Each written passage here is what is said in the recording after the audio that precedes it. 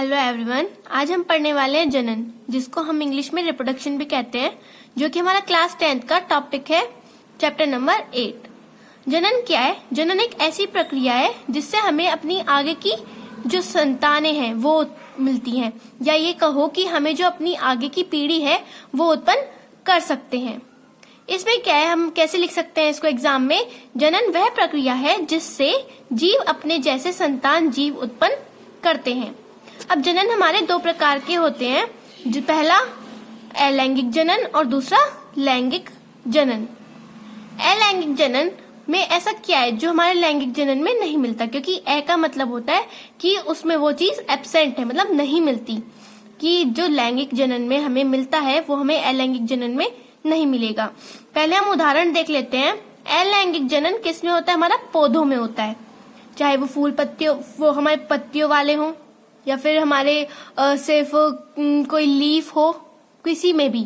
और लैंगिक जनन के उदाहरण हमारे मानव, जंतु और पुष्पी पौधे। अब हमने ये जो उदाहरण दिए हैं वो किस बेसिस पे दिए हैं, पहले वो देख लेते हैं, दोनों में डिफरेंस।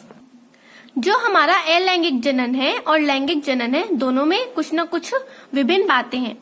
अलैंगिक जनन जो होता है वो हमारा एकल जीव में होता है। जो एकल जीव होते हैं, मतलब कि जो जीव हमारी सिर्फ एक कोशिका के बने होते हैं, वही अपने आप को विभाजित कर कर एक नए जीव में अपने आप को निर्माण करते हैं, अपने आप का उत्पत्ति करते हैं।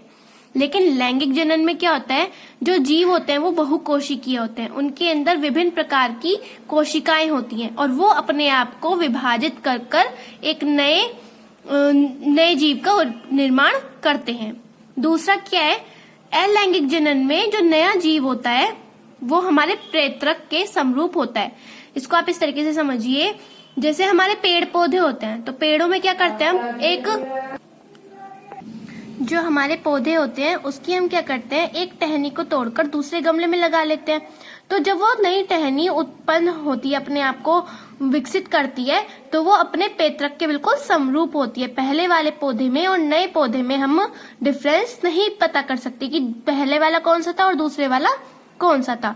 तो इसका मतलब क्या है कि जो नया जीव उत्पन्न होने वाला है वो अपने पेतरक के बिल्कुल समरूप होता है। लेकिन लैंगिक जनन में ऐसा नहीं होता। जो नया जीव उत्पन्न हो रहा है वो अपने पेतरक के समरूप नहीं होता। कभी कभी हो सकते हैं कुछ करेक्टर्स आपके आ जाएं जो माता पिता में होते हैं, जैसे हमारे बालों का कलर हो गया, या हमारी थोड़ी हो गई, या फिर हमारी कुछ और करेक्टर्स आंख नाक हो गई, वो थोड़े थोड़े हमारे माता पिता से मिल सकते हैं, लेकिन पूरा का पूरा हमारा समरूप नहीं होता है। अलैंगिक जनन जो होता है वो हमारा एक कोशिकीय जीव में पाया जाता है, या फिर ये कहो कि एकल जीव में पाया जाता है। और लैंगिक जनन जो होता है वो हमारा बहुकोशिकीय जीवों में पाया जाता है, मतलब कि वो जीव जिसमें बहुत सारी विभिन्न प्रकार की कोशिकाएं मिलती हैं। अब हम देखते हैं कि जो जनन होता है, जनन हमने दो प्रकार के पढ़े, अलैंगिक जनन और लैंगिक जनन। इसमें हम सबसे पहले अलैंगिक जनन पढ़ेंगे, जो हमारे 6 प्रकार का है: खंडन, विखंडन, पुनर्जनन, मुकुलन, कायक जनन और बीजाणु समासंग। चलो इनको एक एक करके पढ़ते हैं। सबसे पहले आता है हमारा खंडन। खंडन क्या होता है, जैसे हमारे पास कोई भी जीव है तो वो क्या करेगा, अपने आप को टुकड़ों में बांट लेगा, अपने आप को विभाजित कर लेगा और नए नए टुकड़ों में विभाजित होकर एक नया जीव उत्पन्न कर लेगा। इसका जो उदाहरण है वो है हमारा स्पायरोगायरा। इसके बाद आता है हमारा विखंडन। विखंडन क्या है, जैसे हमने खंडन में क्या पढ़ा कि जो जीव है वो अपने आप को विभाजित करके एक नए जीव में उत्पन्न कर लेगा। विखंडन में भी यही है, बस इतना फर्क है कि जो विखंडन है वो हमारे 2 प्रकार का है। पहला द्विविखंडन और दूसरा हमारा बहुविखंडन। ये ऐसे समझिए कि जो जीव है वो अपने आप को विभाजित करके कम से कम 2 भागों में बांटता है। जैसे अगर हम कोई पेपर लेते हैं, उसको विभाजित करते हैं, तो वो कम से कम हमारे 2 भागों में बट जाता है। इसी तरीके से अगर विखंडन होता है किसी भी चीज का, किसी भी जीव का अगर विखंडन होता है, मतलब टूटता है, तो वो कम से कम 2 भागों में बटेगा, तो उसको हम कहते हैं द्विविखंडन। लेकिन अगर हम उसी पेपर को तब तक विभाजित करते रहें जब तक वो हो सकता है, तो उसके कितने सारे पार्ट्स बन जाएंगे, कितने सारे भाग हो जाएंगे, तो वो हो जाएगा हमारा बहुविखंडन, मतलब बहुत सारे भाग हो जाना, किसी भी जीव के बहुत सारे भाग हो जाना। इसको आप कैसे लिख सकते हैं? इस प्रक्रिया में एक कोशिका 2 या 2 से अधिक कोशिकाओं में बंट जाती है तथा नए जीवों का निर्माण करती है। ये 2 प्रकार के हैं, द्विविखंडन और बहुविखंडन। सबसे पहले हम पढ़ लेते हैं द्विविखंडन। द्विविखंडन में द्वि मतलब 2 और विखंडन मतलब विभाजित हो रहे हैं, कि विभाजित होने के बाद कितने भाग होंगे उस जीव के? 2 भाग होंगे। इसका एग्जाम्पल क्या है? अमीबा। इस प्रक्रिया में एक कोशिका 2 भागों में विभाजित हो जाती है। और उदाहरण क्या है इसका? हमारा अमीबा। ये आप डायग्राम में भी देख लीजिए। एक हमारा अमीबा था, वो उसका जो केंद्रक है वो विभाजित होना शुरू हुआ और विभाजित होने के बाद वो बिल्कुल समरूप अपने पेत्रक के बिल्कुल समरूप 2 भागों में विभाजित हो गया। इसके बाद आता है हमारा बहुविखंडन। बहुविखंडन में क्या था? वो जीव जिसके अंदर जो केंद्रक है वो तब तक विभाजित करता रहेगा अपने आप को जब तक उसकी क्षमता खो नहीं जाती। तो आप इसको कैसे लिखोगे? इस प्रक्रिया में एक कोशिका विकसित होकर छोटे छोटे भागों में विभाजित होकर नए जीव उत्पन्न करते हैं। उदाहरण प्लाज्मोडियम और स्पायरोजाइरा। इसको इस तरीके से समझिए, आपका डायग्राम है। ये एक आपके पास जीव है। इस जीव का जो केंद्रक है वो अपने आप को विभाजित करना शुरू कर देता है और वो तब तक विभाजित करता रहेगा जब तक वो अपनी क्षमता खो ना दे। विभाजित करता रहेगा। अब जैसे हमारे पास कोई थैली होती है तो वो एक टाइम पे फट जाती है। इसी तरीके से जो हमारी बाहर वाली जो ये लेयर होती है, बाहर वाली जो आप क्या कहेंगे इसको, कोशिका भित्ति कहेंगे, ये आपकी फट जाएगी एक टाइम पर विभाजित होने के बाद।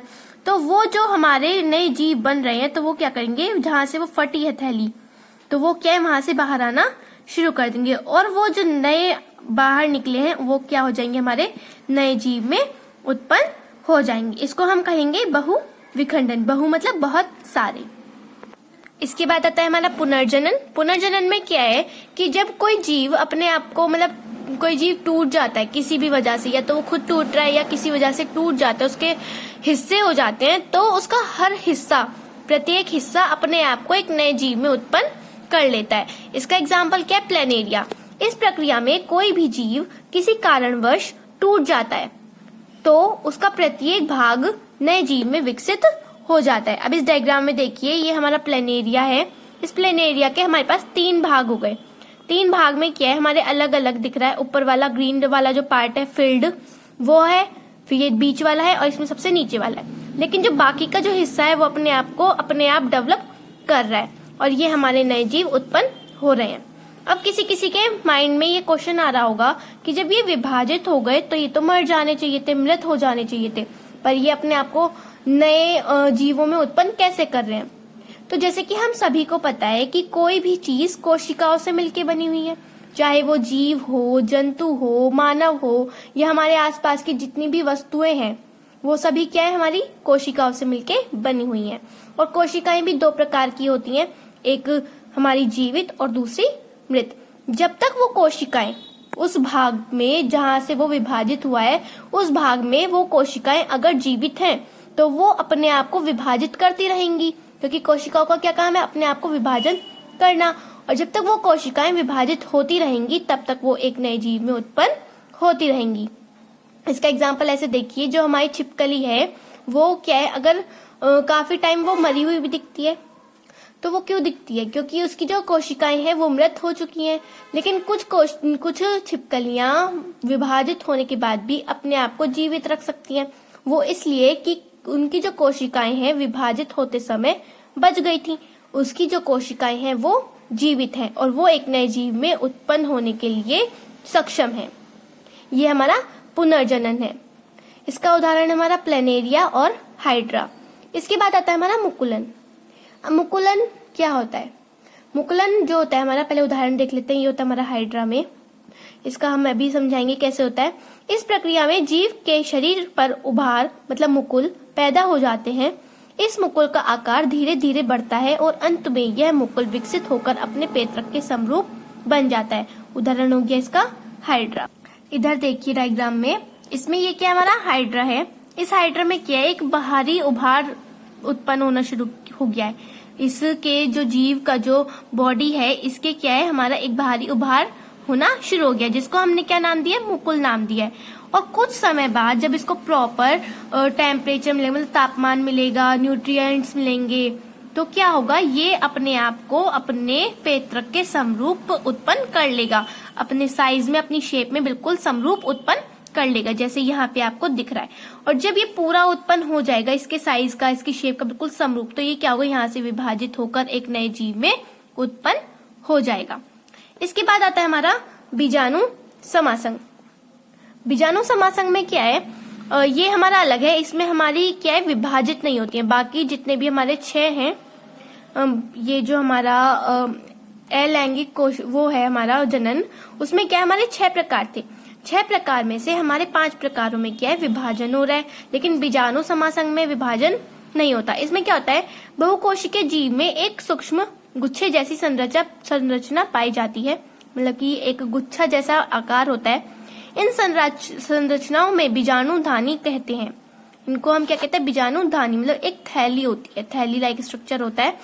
बीजाणु धानी के फटने के बाद इधर उधर हवा के जरिए बीजाणु इधर उधर गिर जाते हैं। जैसे हम लोग डोरेमोन देखते हैं ना, डोरेमोन में क्या होता है, एक पौधा होता है, तो वो क्या करते हैं डोरेमोन और नोबिता, तो उस पौधे को हवा से उड़ा देते हैं, फूंक मार के उड़ जाते हैं, तो उसके जो बीज हैं वो इधर उधर जाकर गिर जाते हैं। बिल्कुल इसी में ऐसे ही होता है इसमें भी।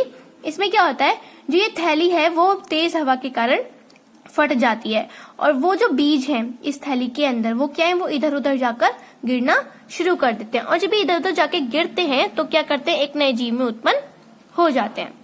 इसके बाद आता है हमारा कायिक प्रवर्धन।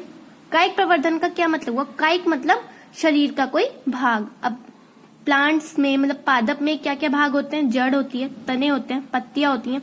तो ये क्या है, जो इनके जो ये भाग हैं, जड़ है, तना है, पत्तियां हैं, ये अपने आप को विभाजित कर कर एक नए जीव में उत्पन्न कर लेती हैं। और कब करती हैं, जब ये बीज उत्पन्न करने की क्षमता खो देती हैं। ज्यादातर जो प्लांट्स होते हैं वो बीज से उत्पन्न होते हैं, लेकिन कायिक प्रवर्धन में जब होता है प्लांट्स के अंदर, पादप के अंदर, तब होता है जब वो अपनी बीज उत्पन्न करने की क्षमता खो दे, तो उसके जो भाग हैं, जड़ है, तना है, पत्तियां हैं, वो अपने आप को विभाजित करना शुरू कर देती हैं।